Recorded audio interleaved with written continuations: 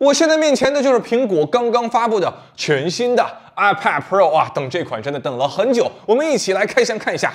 哎，我们先把平板拿出来放到一边。 真的很轻啊！这里有一枚20瓦 USB-C 的充电插头，有一根双 USB-C 的编织充电数据线。当当，这款平板真的很轻，大家一定要上手感受一下。然后这是一个标准玻璃屏幕的，我们给它开机。然后我们再来看一下13英寸的这样一个版本啊。13英寸呢？ 哦，13英寸其实也很轻，真的很轻。这款13英寸呢，它也是一个银色版本，但是它不同之处就在于它是一款纳米纹理玻璃，大家感受一下。纳米纹理玻璃里有这样一块擦拭布，如果遇到难以清洁的污渍，可以搭配使用浓度为70%的异丙醇溶液。今天的视频我会从设计、屏幕、性能、键盘和手写5个角度聊聊苹果5年磨一剑。 到底有哪些改变？关于 iPad Air 6的体验以及购买推荐，我会放在下一支视频中进行更新。我们先说设计，今年深空黑和 MacBook Pro 颜色统一了，相信会成为很多黑色党收齐全套配色的最后一环。虽然说它提升了抗污能力啊，但是相比于银色，还是更容易沾染指纹啊，小油手要警惕。银色依然是我的第一推荐啊，明亮、耐脏、视觉轻盈。新 Pro 到底有多薄呢？我给大家对比一下啊，这是对比 MacBook Pro， 这是 MacBook Air， 这是 Apple Watch Ultra， 这是蜡笔小新啊，这是 iPhone 15 Pro， 这是三星移动硬盘，这是 Apple Pencil， 这是 Apple Touch， 这是前代的 iPad Pro。现在大家能感受到新款 iPad Pro 有多薄了吗？我甚至没有办法在家里找到任何一个比 iPad Pro 更薄的电子产品。不仅超薄，还全面减重，11英寸减轻了接近20克，13英寸更是减重接近100克。iPad Air 都坐不住了，说不是。 你俩减这么轻给谁看呢？新款的 iPad Pro 真的是一款能够让你在握持的时候感受到喜悦的产品，你会从指尖感受到科技的力量。问题来了，这么薄，它会不会更容易变弯呢？这个问题我帮大家问了啊，苹果的原话是，他们着重加强了结构强度啊，在变薄的前提下，保持了和前代相同的水平，也就是说，整体上没有变强，也没有减弱。这个部分我仔细研究了网友分享的 iPad 变弯的描述，一个惊人的发现，就是除去不小心那个一屁股造成不可挽回的损失这种情况之外，一个最常见的原因，居然是因为保护壳，就是很多用户因为使用第三方保护壳，那个保护壳过紧，拆下来的时候啊，大力它就出奇迹了。 造成了明明没有外力冲击，但是发现的时候已经弯曲的情况，也从某种程度上解释了那句经典的“您是说一觉醒来设备自己就变弯了”。所以保护壳的话呢，我优先推荐官方的 Smart Cover 和 Magic Keyboard。iPad 我用了10年，没有出现一款弯曲的情况啊。Magic Keyboard 前后都有金属面板，真正实现了23年前的那一句承诺。里头有钢板，回不过来玩。多说一句，今年 Smart Cover 全新设计，通过不等分设计和磁铁的排布，可以实现4个角度支撑了。今天视频的第2部分，我们一起来看看苹果这块史上最强屏幕。作为一个长期使用11英寸的 iPad 的老用户来说，我是第一次啊，在11英寸平板上看到如此纯净的黑色。新款11英寸的 iPad Pro 和老款 iPad Pro 相比呢，纯净黑色完全不发光。前代对比度是1400:1，而新款的对比度是20000:1。当然了。 对比11英寸呢，多少有一点胜之不武啊。那么我们请出大魔王，也就是前代的12.9英寸，可以说在今天之前是这个尺寸的最强屏幕。前代12.9英寸的 iPad Pro 上，苹果使用了一种叫做 Mini LED 的技术，能够实现接近纯黑和超高亮度的显示，日常体验接近满分。小缺点就是它不是真正的纯黑，在一些黑色和其他颜色混到一起的交界线的显示部分呢，会隐约的泛出小白光。比如说，大家可以看一下生活中最常见的看电影下边那个黑色底儿上面有字幕，老款 iPad Pro 字幕周围就会出现淡淡的光晕，不明显，但是会有。而作为对比，新款 iPad Pro 真正的像素级别纯黑。问题来了。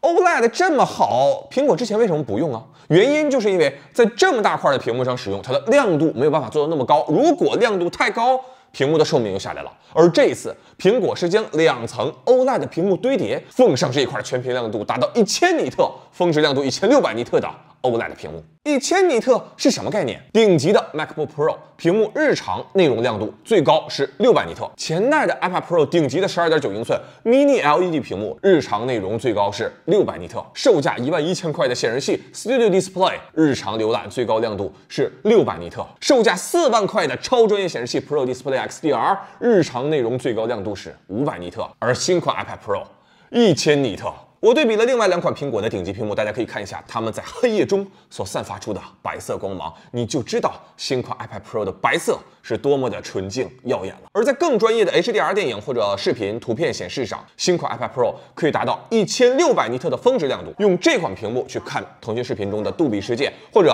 Netflix 迪士尼家中就有杜比世界标识的电影，真的就好像把电影院捧在手里一样。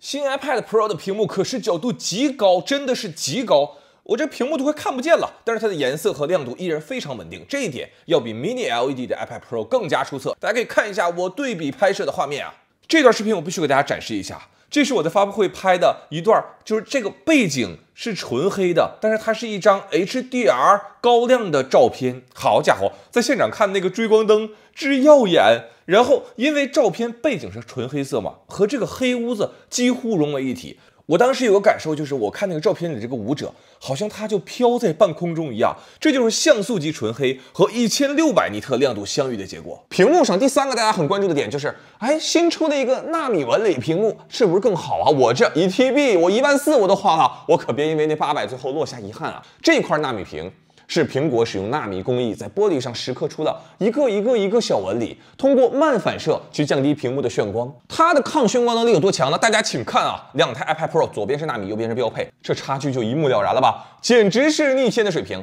iPad Pro 纳米工艺比我之前使用的 iMac 那个纳米屏要更先进了。看白色内容的时候，新 iPad 细腻非常多啊，拿在手里的时候非常像一张白纸，这种感觉质感舒感非常强。用手指触摸的话，会比此前的纳米屏幕更加平滑，更适合触摸操作。而且对于一款磨砂质感的屏幕来说， iPad 这块屏幕的色彩与亮度控制真的是顶级。那有同学问了，那这个屏幕是不是就跟我们贴了一层类纸膜体验差不多？我之前真的没有使用过类纸膜这类产品，所以专门买回来给大家对比了一下。第一种类纸膜呢是一个最新款的，就支持磁吸功能，不写字的时候呢可以取下来。我放在一起对比给大家看一下，磁吸类纸膜损失了非常多的亮度和对比度啊。大家可以看一下，这个黑色完全变成浅灰色了，我觉得这个不太行。我又测试了那种更传统的，就是类纸贴膜贴在那个 iPad 上，好家伙，忙碌了一天，钟师傅又开始贴膜了。必须要说，比刚才的效果提升了不少。是那种虽然有损失，但是可以接受的水平。但是这个贴膜它不防眩光啊！大家可以看一下，同一光源、同一角度，可以说除了它写字的时候类纸，其他都不太行。这么对比之后，我觉得苹果这纳米屏卖800块钱好像还挺值的呢。在书写反馈上呢，纳米屏幕的笔尖触感也非常接近纸张，比传统玻璃要好很多。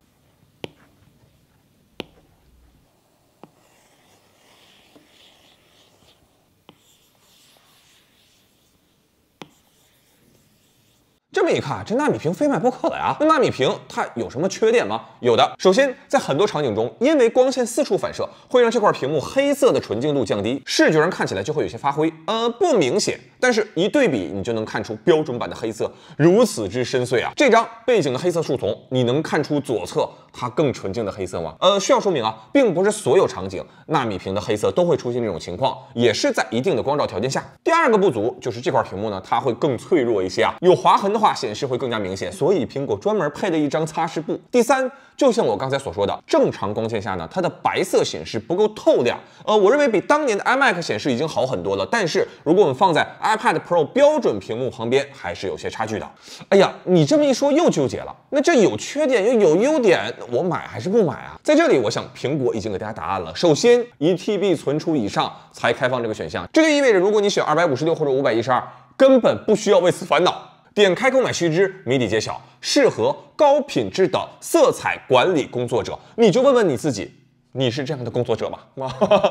所以纳米屏不是不能买，但是大家明白一个核心点，就是它贵，其实在于工艺更复杂，而不在于它比标准屏幕更好。如果你因为纠结，希望我给出一个一锤子建议，我建议统一选标准屏，绝不后悔。这是我使用过所有手机、电脑、平板里最好的一块屏幕，能让你感受到色彩和光影的完美融合。用这块屏幕去看电影、看杂志、看剧集，真的是能感受到那种就开心，开了又开。视频的第3部分，我们来说一说芯片 M4。居然在 iPad 上首发了，破天荒头一遭啊！需要说明，1TB 和2TB 版本它的芯片性能和内存都要高于256和512这2个版本。但是呢，这个所谓的非满血啊，你放在平板领域，它也是一人之下万人之上。从使用的角度来说，哪怕是256GB 版本，也是目前所有平板第2强。如果你真的本身就是 Pro 级别的用户，你再考虑 1T 版本。把内存和性能打包做一个区分，这个其实完美的解决了很多同学纠结的我是选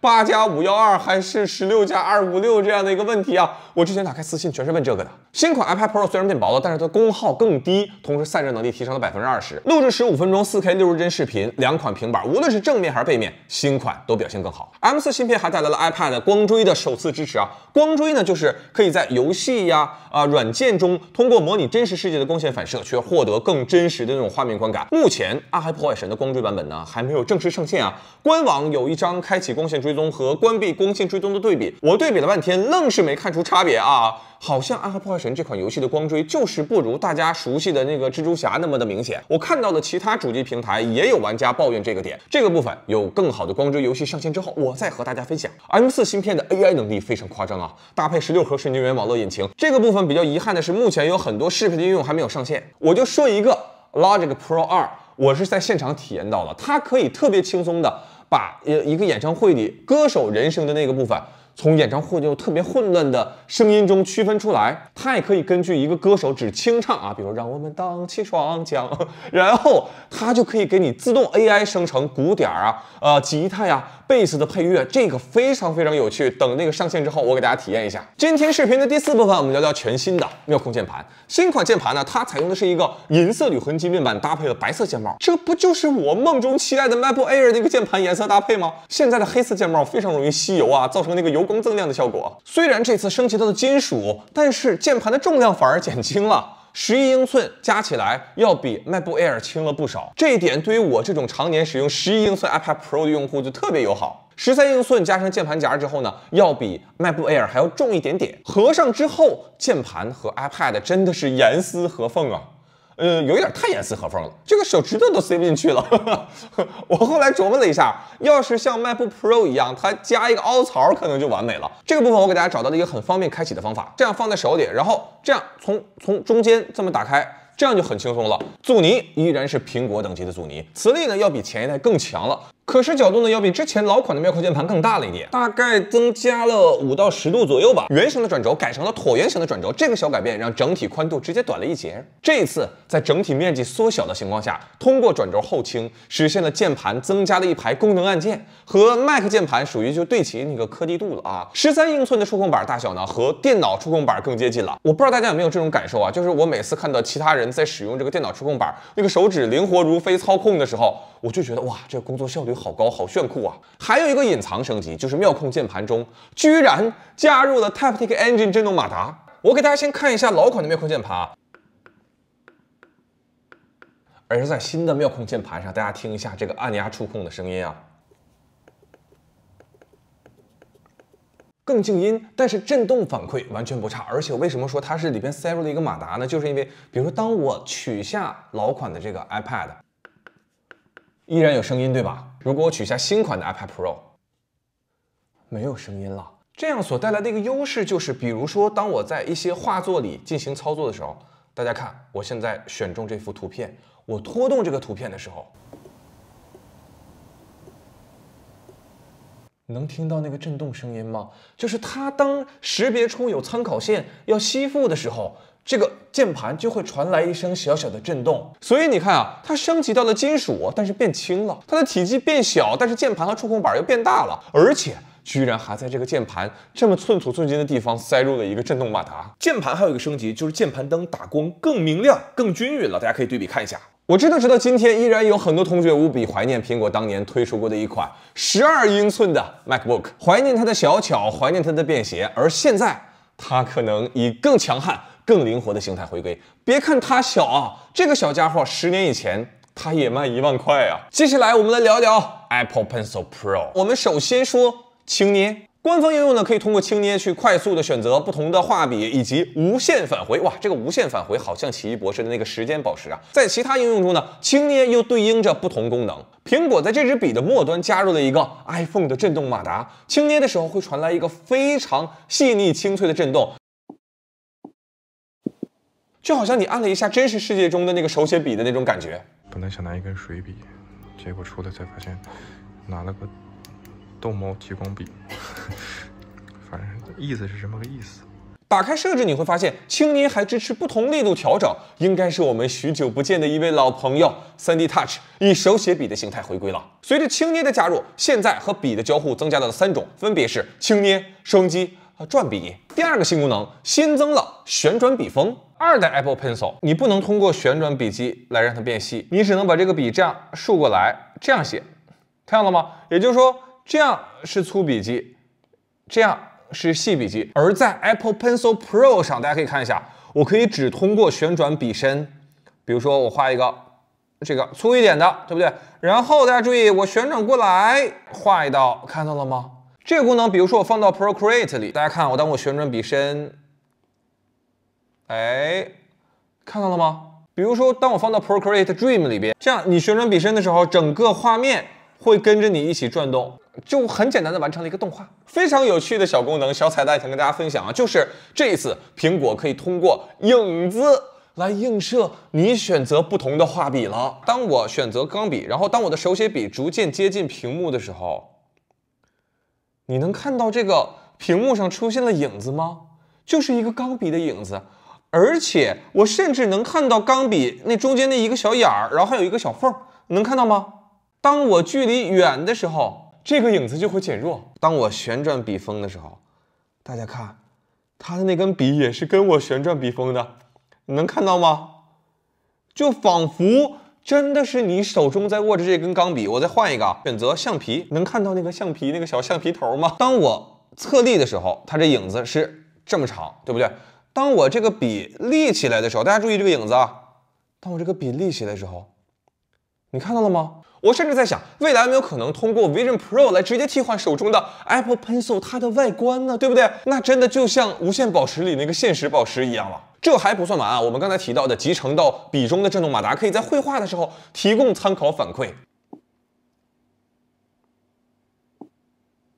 我之前曾经做过一个第三方对比官方手写笔的视频啊，当时我觉得第三方手写笔已经有平替的潜质了，但是随着 Apple Pencil Pro 的登场，真的无人生还。Apple Watch 推出10年了，还没有任何一款手表能达到相同的震动体验。而 Apple Pencil Pro 这次的震动体验，我相信短期内应该也不会有对手了。有一点特别遗憾的就是 Apple Pencil Pro 它不支持老设备。今年的 Apple Pencil 2不支持新设备，以及 Apple Pencil Pro 不支持老设备，在苹果的更新节奏里其实并不常见。我推测可能原因就是前置镜头移到了吸附手写笔的这一边，导致它的磁铁布局发生了重新的改变。所以我们非常罕见的看到Apple Pencil Pro 居然和 Apple Pencil 2它们两个售价相同，而且同时在售。对于 Apple Pencil Pro， 我强烈推荐给专业绘画以及设计专业的那些用户啊，这可能是绘画领域生产力最强的工具之一了。但是如果你本身是一个普通用户，我会把键盘的推荐优先级放在这根手写笔之前啊，